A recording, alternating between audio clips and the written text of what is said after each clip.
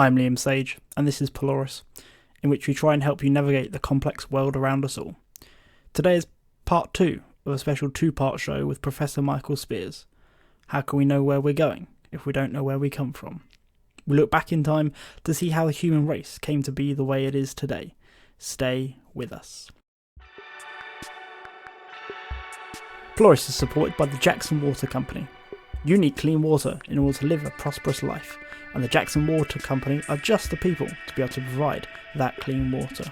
With pickup points all over the country, they are perfectly placed to help you thrive. Use code word Pelorus when making your next water pickup to get 10% off. That's code word Pelorus, Pelorus, to get 10% off. Our thanks to the Jackson Water Company for supporting the show.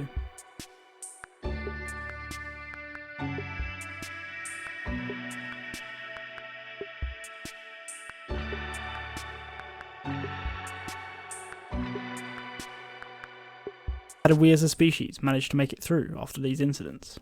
See, this is where things get tricky.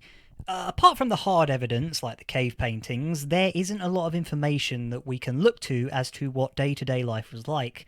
While we might have the cave paintings for important singular events, like the solar storms for instance, how you live your life every day is not something that you would think important enough to document in a significant way. It is only those things that were out of the ordinary that would be documented. And while with the immediate term, everything was different, people were focused more on trying to stay alive than they were trying to document history. And, okay, that's obviously understandable. Obviously. This is one of the problems of history.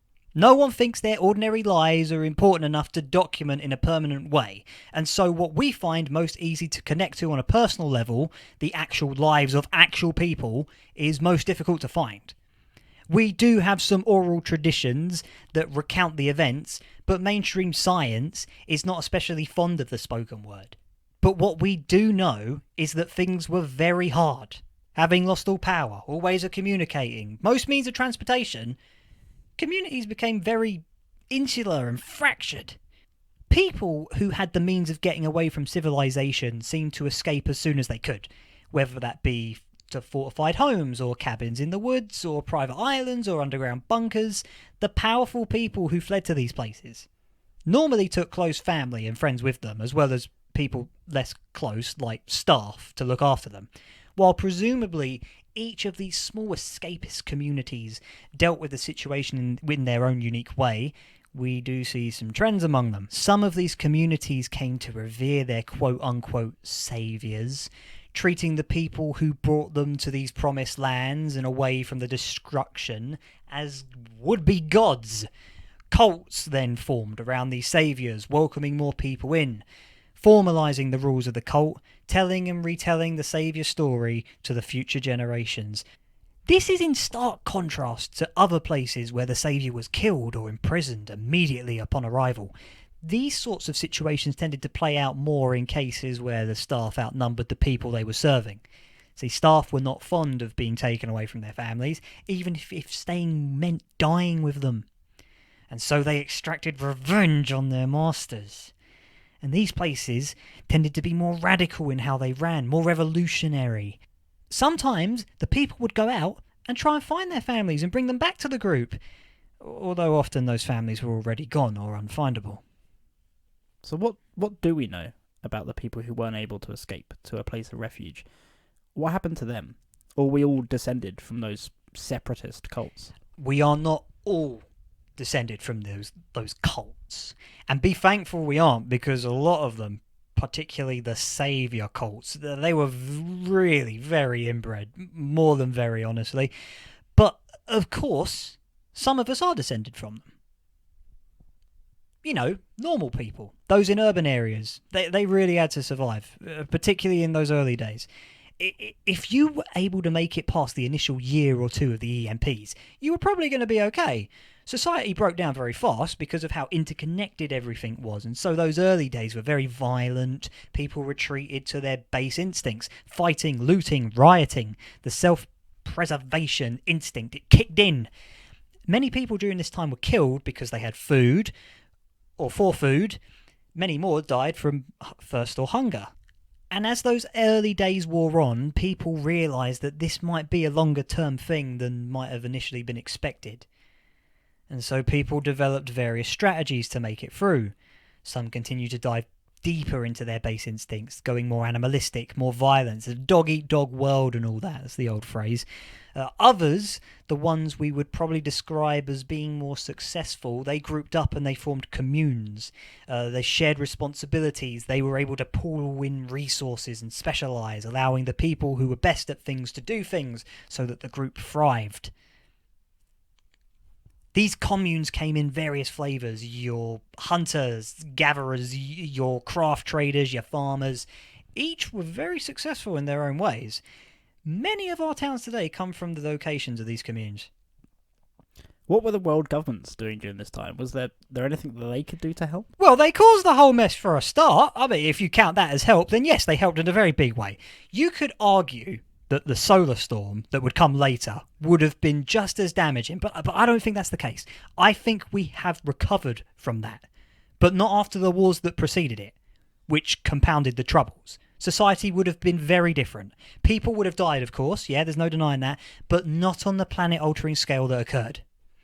Do you think that if something similar happened now, that if we had like another massive solar storm, that we'd be okay? Most of us would be okay, yeah. Most of us don't rely on computers or electronics like we used to. We've learned, we've evolved. But that is not to say that we are now living as idly as possible. Humanity is still in a delicate, fragile balance. And while a solar storm might not send us over the edge, it is very likely that some other kind of natural or indeed unnatural disaster could send us right back into a decline again. But if there is anything we have learned from the history of the early millennium, it is this. We will survive, but we'll never learn. How we survive is up to us as individuals, but also us as a collective. I hope that this interview with Professor Spears was fascinating and insightful. I certainly found it so. We've come far as a people, yet really not that far at all. I get the sense that these sorts of things might be cyclical, and that we might be very close to something similar happening again soon. And now we go to a message from our sponsors. Our show is also brought to you today by Hove Security Systems, helping to protect you and your loved ones from the worst that life has to offer. So whether you need locks, landmines, bombs, barricades, guns or gates, you can get them all from Hove Security Systems. Use code word pelorus to get 10% off your first purchase worth 100 credits or more. That's code word pelorus, Pelorus, for 10% off your first purchase worth 100 credits or more. Our thanks to Hove for supporting the show. Hove, securing your future. I'm Liam Sage, and this was Pelorus. We'll see you next week.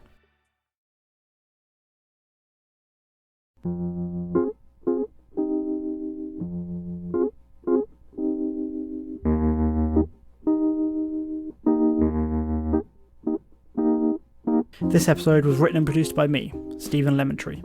The part of Professor Michael Spears was performed by TheRyanSpark.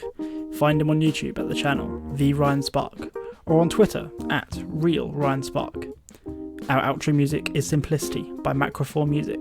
If you ever want to contact us, you can do so on Instagram and Twitter at nevetslt, or email nevetslt@gmail.com. Life is a library that's full of people. We'll see you next week.